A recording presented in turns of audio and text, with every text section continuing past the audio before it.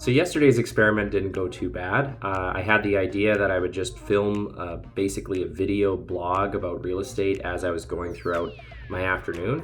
And I did actually end up with a video that I produced last night, stitched together and put up on YouTube. This morning I'm going to throw it on Facebook and maybe LinkedIn and or Instagram as well, and just kind of find out what sort of feedback I get. I doubt I'll get much because usually you don't get too many people watching your videos when you first get started with it. But I'm glad that I did it and kind of put myself out there with that video. I'll be experimenting with that today as well. Today I've actually got a pretty busy day in real estate. I've got to upload my listing that starts today. I'm just waiting for the rest of the photos to come in and then I can upload that listing and start getting it ready for an open house that I'm doing on Saturday.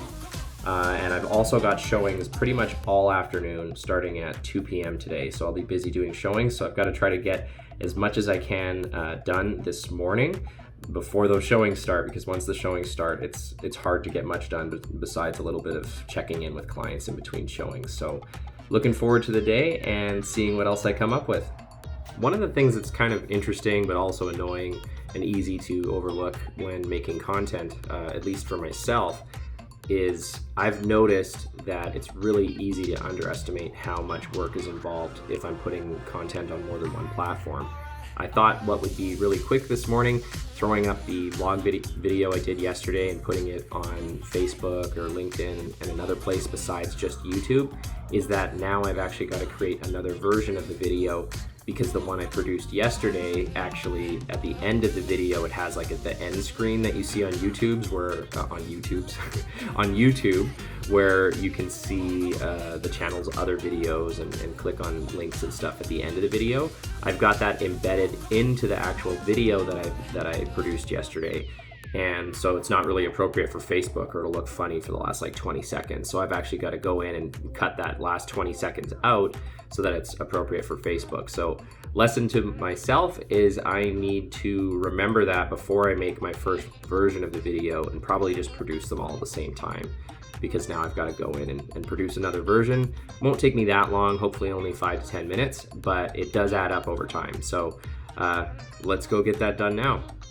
Oh man, I am trying to get this listing up as quickly as possible, but these photos are uploading slower than they ever have before. I've probably been waiting like at least 10 to 15 minutes for these to upload, when in reality it should have taken maybe 20 to 30 seconds. So not sure if it's my computer or the MLS system, but it's been frustratingly slow, and hopefully it'll be done soon so I can get on with the rest of my day. Okay, so I'm starting to make some slow progress. I finished uploading the photos for my new listing. Just have to make a couple more tweaks and then I can post it to the MLS. I was able to make a new version of that video I mentioned and get it up on LinkedIn and Instagram. And I also have been working on these videos, obviously. So looking forward to the rest of the day, and we'll see what happens next. Now all my brokerage paperwork is done, sent off to the office. I've got the listing completely filled out and uploaded to the MLS, along with the open house info for Saturday. And now I've just got to get ready and go out and do some showings. But before I do that, I actually just wanted to tell you guys about a really cool piece of technology that most realtors in Edmonton are now using, and that's something called Showing Time. What's awesome about this application is all realtors have access to it, and it allows us to basically make booking showing appointments with our clients a lot more seamless than it used to be. The way most agents used to book showings is either by phone or text. So if they were looking at a property on the MLS and they wanted to show one of their clients, and let's say they were looking at my listing, they'd either call me up or text me and put in a showing request for that unit with a specific time. At that point, I would then need to contact my client and find out if that time works, and then get back to the agent. It worked pretty well, but now Showing Time has made that process even better. We can set this up on any listing we have and make it so that requests go directly to the owner. So if I had listed your property, I can have it set up so if a showing request comes in, you'll actually get a notification on your phone. You can set it up for either text, email, or push notifications if you download the app, and you'll have the showing time requested right there on your phone, and you could approve it, and that'll get sent through to the agent.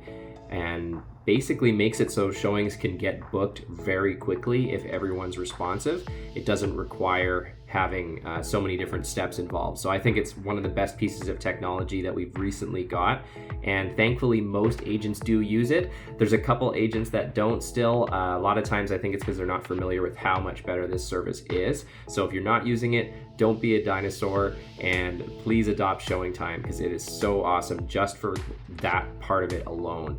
It also works really well for setting up showings because you get responses faster, like I mentioned, but you can also use it to make a smart route for you so that it'll plan the most efficient driving route between all the listings and organize them for you.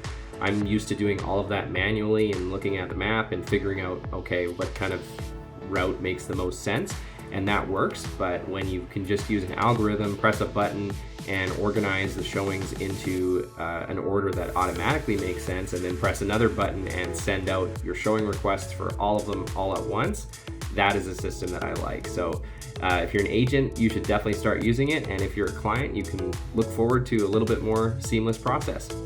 It's now about 4 o'clock, and I've got a little bit of downtime in between showings, so thought I'd give a bit of an update on some cool stuff that happened today. So I mentioned in the last video, I believe, that we just launched an Airbnb not even a week ago. We've actually got our first guest's family in there right now, and something interesting came up while I was checking that family in that ended up being really cool today. And it's that the guest's family, the guy actually works for an appliance repair company, and he mentioned that when we were taking a look at the property and I was giving him the keys for the Airbnb, and I didn't think too much of it at the time, but when I got home I remembered that my dishwasher has been driving me nuts for quite a while. It had multiple different plastic pieces on it that were broken that didn't actually affect the cleaning function of it, but it made the rack fall off easily on the top and made it so we had to lift it funny to get it out, and just had to be really careful with it. And I'd previously looked up the parts for these, and to buy just one of the 3 pieces that I needed would have been $80 new. So I figured if it was the same for the other 2 pieces, I probably would have been spending $150 minimum, maybe $200 just on parts to get the dishwasher repaired. And it didn't really seem like it was going to be worth it when you're spending that much money just on replacement parts. Might as well get a new one. But I thought of Omar, the guy that his family had checked into at Airbnb, and gave him a call and ended up sending him the information on it. And today I was actually able to pick up 2 new racks, or used racks actually, that fit the dishwasher. So it's not just the broken plastic pieces I got. I actually got 2 full racks. So the whole bottom rack with everything I needed, and the whole top rack with everything I needed. So even better than what I would have gotten if I bought new plastic pieces to go on to my existing racks. I've got 2 full racks, and I spent less than $100. So I got a really good deal. And yeah, so that's kind of cool. First guest with Airbnb, ended up doing some business with him within a few days. So I was pretty excited about that. I thought that was pretty cool. I'm just waiting for another client to show up to do some showings. And hey, you know what? If you've got a dishwasher or some other appliance that's been giving you some problems, and you're trying to figure out if it's worth it to replace it or repair it, hit me up and I can give you this guy's contact information, and you can check in with them and find out if maybe you'd have a similar situation like me, where it could be pretty affordable just to replace a part, or repair it yourself. They can also do the repairs if needed, but since I was just getting racks, I just needed to pick them up. So if you think you might need something like that, reach out to me and I can give you their contact information.